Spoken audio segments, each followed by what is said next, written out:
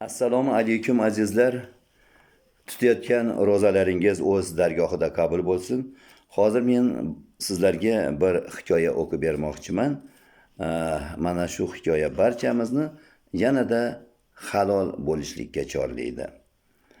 Buvam yoymachi baqqol edilar.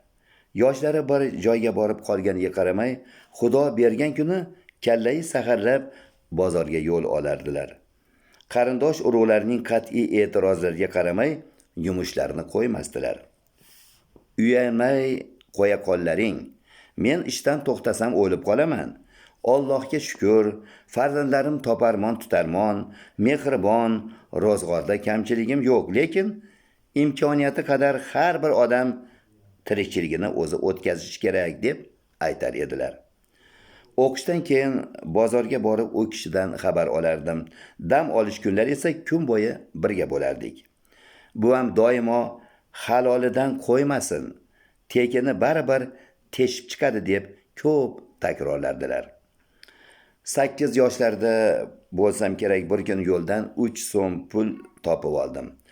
Buvam ham ko'rdilar. Cho'ntagingga solma, olib borib birorta muhtojga ber, dedilar.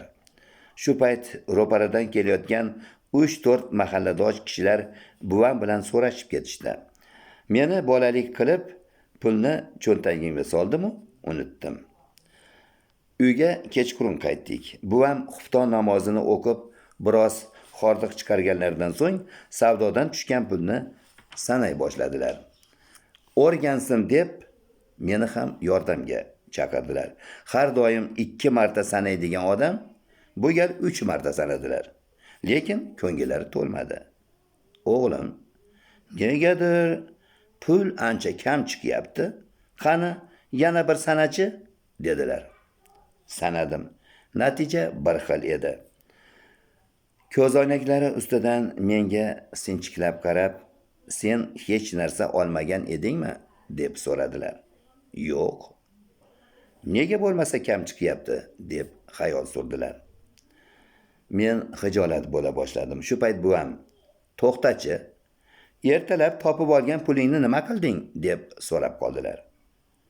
Sekin cho'ntagimdan pulni chiqardim. Mana yonimda. Men nima degan edim? Esimdan chiqib ketibdi. Bo'tam.